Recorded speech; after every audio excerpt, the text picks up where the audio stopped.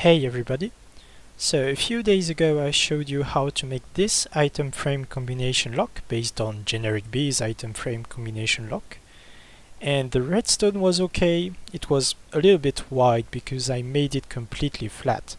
But in the meantime, a YouTuber called Chartreuse came up with his own design for the combination lock. I'll put a link to his video on the screen, but basically it uses the same mechanics as this one. However, the combination lock part is placed underneath the decoding part, and that makes it really small. So I decided to go ahead and use that to make a second version, and this is what I came up with. It works exactly as the first version, and the combination is 3, 8, and 5, and the light turns on. The redstone behind this is slightly more compact. It's a little bit higher than the first version, but it's also narrower. So let's see how to build this.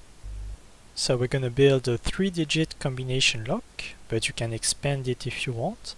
And let's start with your item frame over here with the button below. And this time we're going to start with the combination lock part. So let's place a dropper facing upwards, a hopper on top with a comparator going out of the dropper into a repeater on 2 ticks delay, and a block over here. Then we're going to put comparators on subtract mode every other blocks with repeaters on 2 ticks delay in between. Now let's put another comparator going out of the dropper into a block and repeaters every other blocks with blocks in between, and redstone dust next to these blocks. Let's place repeaters all along this line, and finally don't forget to place one item in the dropper. Now for the decoding part, let's place blocks like this to cover most of the redstone we just placed, and place redstone dust on top of these blocks like this.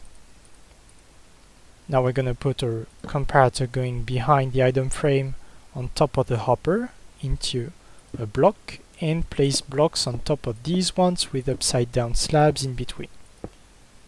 Next we're going to put redstone dust on top of these full blocks and comparators in between on top of the slabs. Now we're going to place the furnaces. So for the first digit the furnace goes here, place a block, comparator on subtract mode going into another furnace with a redstone torch on the side. Now for the second digit the furnace is over here, place a block, redstone comparator on subtract mode going into another furnace with a redstone torch on the side.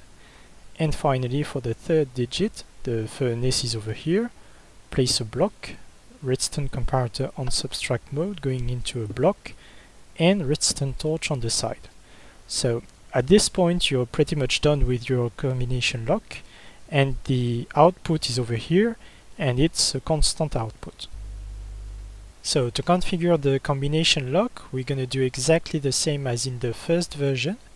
The digits go from the left to the right, so this corresponds to the first digit, this to the second digit, and this to the third digit. In this example I chose the combination 3, 8, 5. So how many items I need to put in this furnace? Well, you take the digit you want to encode, and the furnace has to output a signal strength corresponding to this digit plus 1.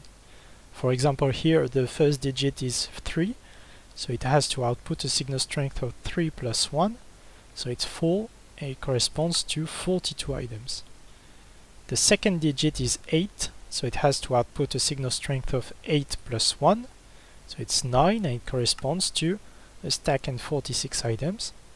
And finally, the third digit is 5, so it has to output a signal strength of 5 plus 1, 6, and it corresponds to a stack and 5 items.